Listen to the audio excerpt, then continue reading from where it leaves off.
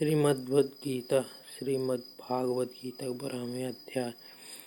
श्री महादेव जी कहते हैं, पार्वती, दक्षिण दिशा में कोल्हापुर नाम का एक नगर था, जो सब प्रकार से सुखों का आधार, सिद्ध महात्माओं का निवास स्थान था, सिद्ध प्राप्ति का क्षेत्र था, सिद्धि प्राप्ति का क्षेत्र था। वह पराशक्ति भगवती लक्ष्मी प्रधान पीठ था। संपूर्ण देवता उसका सेवन करते थे। पुराण प्रसिद्ध तीर्थ भोग एवं मोक्ष प्रदान करने वाला है। वहाँ करोड़ों तीर्थ और शिवलिंग हैं। रुद्र गया भी वहीं है। यह विशाल नगर लोगों का बहुत विख्यात है। एक दिन एक युवक पुरुष उस नगर में आया। वहाँ वहीं का राजकुमार था। कोष्ठक बंद। शरीर का रंग गोरा, नेत्र और सुंदर ग्रीवा, शंख के समान कंधे, मोटे छाती, चौड़ी तथा भुजाएं बड़ी बड़ी थी। नगर में प्रवेश करते समय सब ओर महलों की शोभा निहारता हुआ वह देवेश्वरी लक्ष्मी के दर्शनार्थ उत्कृष्ट हो गया। मणिकंठ तीर्थ में गया और वहाँ स्नान करके उसने पितरों का तर्पण किया और महालक्ष्मी प्रणाम करके भक्ति पूर्वक स्तवन करना आरंभ किया।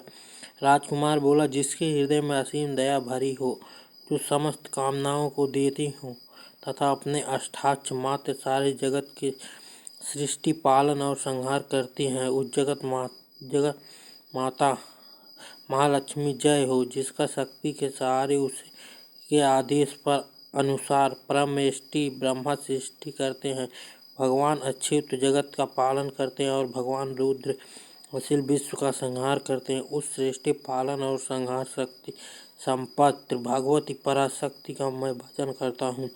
कमल योगीजन तुम्हारे चरण कमलों का चिंतन करते हैं। कमलालय, तुम्हें अपनी स्वाभाविक सत्ता ही हमारे समस्त इंद्रियों गोचर विषयों को जानती हो। तुम कल्पनाओं और समूहों तथा उसका संकल्प करने वाले मन को उत्पन्न करती हो। इच्छा शक्ति और क्रिया शक्ति, ये सब तुम्हारे ही रूप हैं। हे परासंबित, परम ज्ञान और रूपिणी हो, तुम्हारा स्वरूप निष्कलंक, निर्मल, नित्य और निराकार, निरंजन और अंतरहित, आतांग शून्य, आलंबहीन तथा निरामय है। देवी, तुम्हारी महिमा वर्णन करने में कौन समर्थ हो सकता, जो घटचक्रों का भेदन करके अंतःकरण में 12वें स्थान विहार करते हैं। अनाहत ध्वनि, बिंदु, नाद और कला, ये जिसके स्वरूप है। माता महालक्ष्मी को मैं प्रणाम करता हूँ। माता, तुम अपने मुख रूपी पूर्ण चंद्रमा से प्रकट होने वाली अमृत राशि के बहाया करती हो। तुम्हारे यह पश्यंती और मध्यमा और बैखरी नामक बाणी हो। मैं तुम्हें नमस्कार करता हूँ। देवी, उस जगत की रक्षा के लिए अनेक रूप धारण किया करती हैं। अंबिके, तुम्हें ब्रह्मी और वैष्णवी तथा महेश्वरी शक्ति हो। वाराही, महालक्ष्मी, नरसिंहेन्द्री, कौमारी, चंद्रिका और जगत को पवित्र करने वाली जगन्माता, सावित्री, चंद्रकला और रोहिणी भी तुम ही हो। और परमेश्वरी,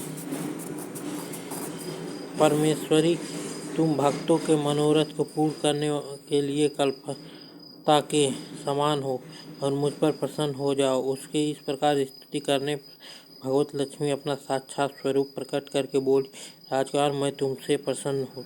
तुम कोई उत्तम वर मांगो। राजपुत्र बोला, माँ, मेरे पिता राज बृहद्र अश्वमेध नामक महान यज्ञ अनुष्ठान कर रहे थे। वहीं देव योग रोगग्रस्त से होकर स्वर्गगामी हो गए। इसी बीच में यूप में बंधे मेरे इस यज्ञ संबंधी घोड़े से, जो समूची पृथ्वी के परिक्रमा करके लौटा था, किसी रात्रि में बंधन काटकर कहीं अन्यत्र पहुंचा दिया गया। उसकी खोज में मैंने उस लोगों को भेजा था, किंतु वह कहीं भी उसका पता न पाकर जब खाली हाथ लौट आए, तब मैं आप ऋषि तीजों से आज्ञा लेकर तुम्हारे शरण में आया हूँ। देवी, यदि तुम मुझ पर प्रसन्न हो तो मेरे यज्ञ का घोड़ा मुझे मिल जाए और जिसका यज्ञ पूर्ण हो सके, तभी मैं अपने पिता का महाराज का ऋण उतार सकूंगा। शरणागतों पर दया करने वाली जगत जननी लक्ष्मी, जिसकी मेरा यज्ञ पूर्ण हो वह वही उपाय करे। भगवत लक्ष्मी कहा, राजकुमार, मेरे मंदिर के दरवाजे पर एक ब्राह्मण रहते हैं जो लोगों में सिद्धि समाधि के नाम से विख्यात है। वे मेरी आज्ञा से तुम्हारा सब काम पूर्ण कर देंगे। महालक्ष्मी इस प्रकार कहने पर राजकुमार उस स्थान पर आए और जहाँ सिद्ध समाधि रहते थे उनके चरणों पर प्रणाम करके राजकुमार चुपचाप हाथ जोड़ खड़े हो गए।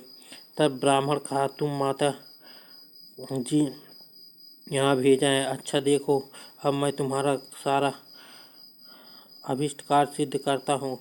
यह कहकर मंत्र वेदता ब्राह्मण देवताओं के वहीं भेजा और राजकुमारों ने देखा कि उस समय सब देवता हाथ जोड़ थर-थर काँपते हुए उसी वहाँ उपस्थित हो गए और उन श्रेष्ठ ब्राह्मण ने समस्त देवताओं से कहा, देवगण, इस राजकुमार का अश्व जो यज्ञ में लिए निश्चित हो चुका था, रात में देवराज इंद्र ने चुराकर अन्यत्र पहुंचा दिया। उसे शीघ्र ले आओ। तब देवताओं के मुनि कहने से यज्ञ का घोड़ा लाकर दे दिया। इसके बाद उन्हें जाने की आज्ञा दी। देवताओं का आकर्षण देखकर तथा खोए हुए अश्व को पाकर राजकुमार मुनि के चरणों पर प्रणाम करके कहा, महर्षि, आप यह समर्थ आश्चर्यजनक है। आप ही ऐसा कार्य कर सकते हैं, दूसरा कोई नहीं। ब्राह्मण, मेरी प्रार्थना सुनिए। मेरे पिता राजबृहद्रथ अश्वमेध यज्ञ का अनुष्ठान आरंभ करके देवयोग से मृत्यु को प्राप्त हो गए हैं। अतः अभी तक उनका शरीर तपाए हुए तेल में सुखाकर मैंने रख छोड़ा हो। साधु श्रेष्ठ, आप उन्हें पुनः जीवित कर दीजिए। यह सुनकर महामुनि ब्राह्मण एकांचित होकर मुस्कुराकर कहा, चलो, इस यज्ञ मंडप में तुम्हारा पिता मौजूद है, चले। तब सिद्ध समाधि राजकुमारों वहां जाकर चले आमंत्रित किया और उस सौ मस्तक रखा और उसने रखते ही राजा सचेत होकर उठ बैठे। फिर उसने ब्राह्मणों को देखकर पूछा, धर्म स्वरूप आप कौन हैं? आप राजकुमार